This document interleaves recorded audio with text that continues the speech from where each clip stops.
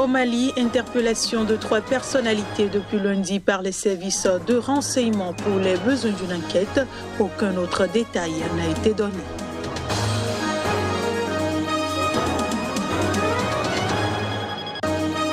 Signature de plusieurs accords de coopération entre le Maroc, Israël et les États-Unis, c'était au cours de la première visite officielle d'une délégation israélienne au Maroc.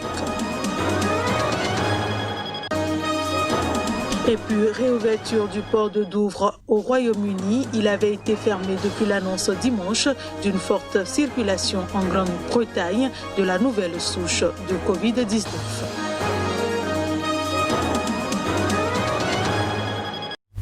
Voilà pour le sommaire de cette édition. Bienvenue à toutes et à tous. Au Mali, au moins 3 personnalités, dont un activiste et animateur radio-vedette, ont été interpellées depuis lundi par la Direction générale des services de l'État pour les besoins d'une enquête dont les contours n'ont pas été précisés. Mohamed Youssef Batilidi Rasbaf, militant contestataire qui anime une émission de radio très populaire, Vital Robert Diop, qui dirige le PMU malien, Société de Paris, et Souaibou Koulibaly, patron de l'AGEFO, une agence publique chargée de favoriser l'accès à Internet, ont été interpellés ce lundi pour besoin d'enquête par les services de renseignement du Mali, selon une source sécuritaire. Elle balaie les rumeurs faisant état de tentatives de déstabilisation des organes de transition mis en place après le putsch qui a renversé le président Ibrahim Boubacar Keïta le 18 août, voire d'un projet de contre-coup d'État. Le groupe de presse Renouveau a confirmé l'interpellation par des membres de la sécurité d'État de son chroniqueur Rasbaf qui cristallise la rancœur populaire depuis des années, en particulier celle des jeunes contre la classe politique dirigeante. Selon une autre source sécuritaire malienne, d'autres interpellations sont possibles pour faire avancer l'enquête. Aucun détail n'est donné pour l'instant sur l'objet des interpellations. Le Parti nigérien pour la démocratie et le socialisme, PNDS, au pouvoir depuis 2011 au Niger, a remporté les élections municipales du 13 décembre. Ce d'après les résultats provisoires publiés ce mardi par la Commission électorale nationale indépendante. Le Parti nigérien pour la démocratie et le socialisme a remporté 1799 sièges de conseillers municipaux sur les 4246 sièges attribués dans les 266 communes du pays. Il est suivi du Mouvement national pour la société de développement MNST, parti du président défunt Mamadou Tandja, dirigé par Séni Oumarou, et par le Mouvement patriotique pour la République NPR, du ministre de l'Agriculture Albade Abouba, qui gagne 356 sièges. Le Mouvement démocratique nigérien, parti d'opposition de l'ex-premier ministre Hama Amadou, obtient quant à lui 268 sièges. La Commission électorale nationale indépendante s'est contentée de livrer des résultats en nombre total de sièges au niveau national, sans préciser les résultats ville par ville. La CENI n'a pas encore donné de résultats pour les élections régionales tenues le même jour que les municipales. Ces élections locales repoussées à plusieurs reprises depuis 2011 précèdent le scrutin présidentiel du 27 décembre prochain. Parmi les autres partis, le mouvement patriotique nigérien de l'ex-chef de la diplomatie, Ibrahim Yakuba, a décroché 151 sièges. Le parti Paix Justice Progrès de l'ex-chef de la junte, le général Salou Djibo, a remporté 146 sièges. Et le Rassemblement démocratique et républicain RDR de l'ancien président Mahaman Ousmane, 139 sièges. De nombreux électeurs vivant dans des zones affectées par les attaques djihadistes qui frappent depuis 2015, l'ouest et le sud-est du Niger n'ont pas pu être enregistrés, selon la CENI. Autre information en Centrafrique, la 4e ville de Bambari, à quelques 380 km au nord-est de la capitale Bangui, est tombée ce mardi au mai de l'Unité pour la paix en Centrafrique. Il s'agit de l'un des nombreux groupes armés qui se partagent plus des 2/3 de la Centrafrique. Depuis le 18 décembre dernier, une coalition de groupes armés est en mouvement en Centrafrique. Ils se déplacent dans le pays en direction de la capitale Bangui, créant de l'insécurité dans plusieurs régions. Après une relative accalmie, Des attaques ont repris ce mardi avec la prise de la 4e ville du pays par des rebelles à 5 jours des élections présidentielles et législatives. Et Moscou a dépêché 300 instructeurs militaires pour aider le gouvernement qui dénonce une tentative de coup d'État. Dans l'ouest du pays, 3 autres de ces groupes qui ont fait alliance et forment à présent une coalition s'en sont pris à des axes routiers vitaux pour l'approvisionnement de la capitale. L'attaque a donné lieu à 2 heures d'échange de tirs avec l'armée et des casques bleus de la mission de l'ONU en Centrafrique, la MINUSCA, ont précisé de hauts responsables d'ONG et de l'ONU. À 5 jours du scrutin, la position officielle reste la même. Les élections auront lieu dimanche prochain. Des camions de campagne circulent dans la capitale.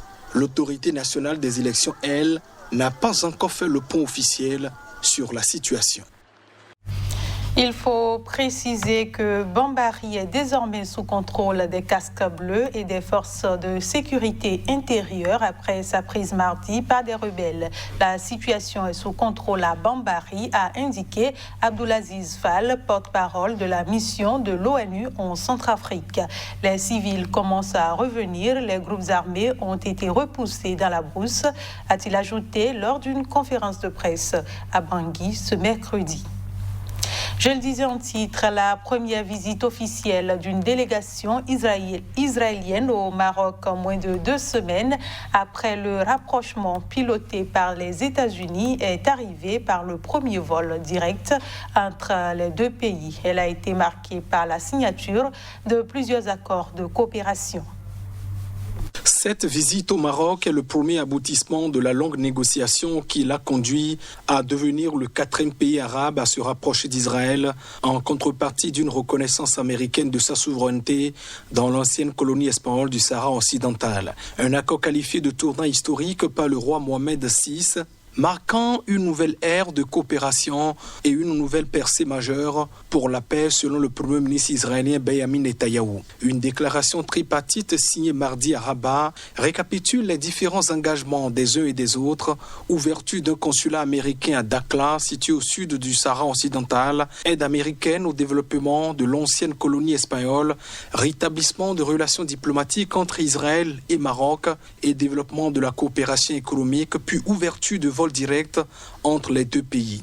Les États-Unis ont promis 3 milliards de dollars de soutien financier et technique à des projets d'investissement privés au Maroc et en Afrique subsaharienne en coordination avec des partenaires marocains dans un mémorandum d'entente. Au volet de la normalisation, Jared Kushner a affirmé le soutien du président Donald Trump au Maroc sur la question du Sahara occidental, territoire désertique, que revendiquent aussi les indépendantistes du Polisario, soutenus par l'Algérie. Des négociations pilotées par les Nations Unies sont au point mort depuis le printemps 2019. Le Maroc est le 4e pays arabe à annoncer cette année une normalisation de ses relations avec Israël après les Émirats arabes unis, Bahreïn et le Soudan. Israël et le Maroc ont signé ce mardi 4 accords de coopération dans les domaines de l'eau, de l'aviation et de la finance. Le bureau de liaison avec Israël, fermé en 2000, sera rouvert à Rabat dans un délai de 2 semaines, a précisé le ministre marocain des Affaires étrangères, Nasser Bourita.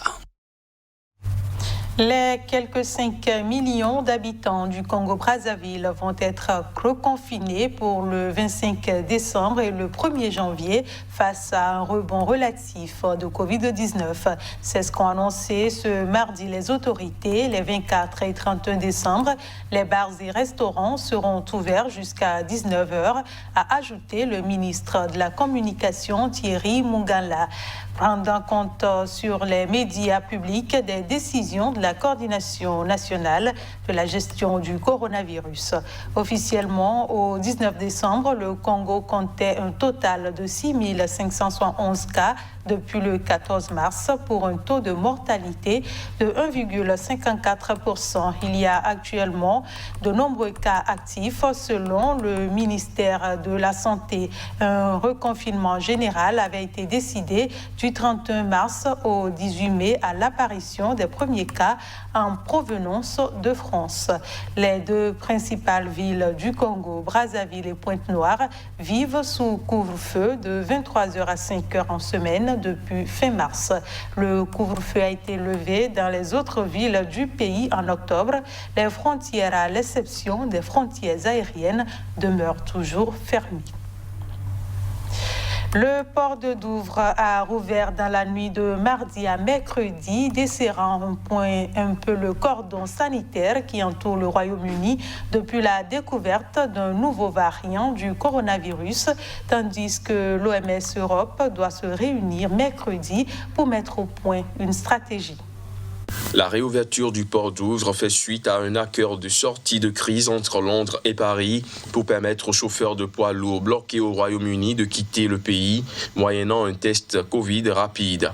Pour la première fois depuis dimanche, des véhicules avec passagers ont débarqué sur le port de Calais en France, en provenance de Douvres, dans la nuit de mardi à mercredi.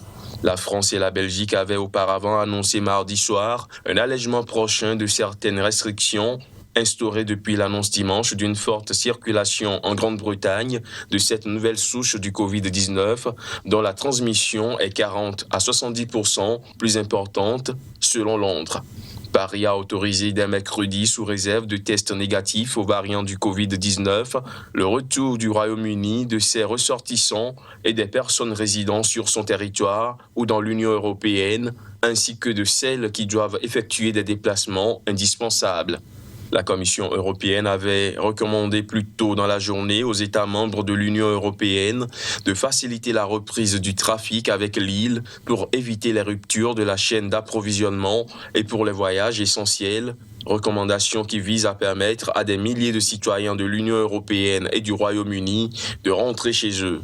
L'Allemagne, qui comme des dizaines d'autres pays a coupé ses liaisons avec le Royaume-Uni, n'a pas encore annoncé d'assouplissement des restrictions courant jusqu'au 6 janvier, idem pour l'Espagne. La branche européenne de l'Organisation mondiale de la santé a réuni mercredi ses membres pour discuter des stratégies à mettre en œuvre face aux variants du coronavirus. Ce sera tout pour cette édition. Merci de nous avoir reçus et bonne suite de programmes sur Sika TV.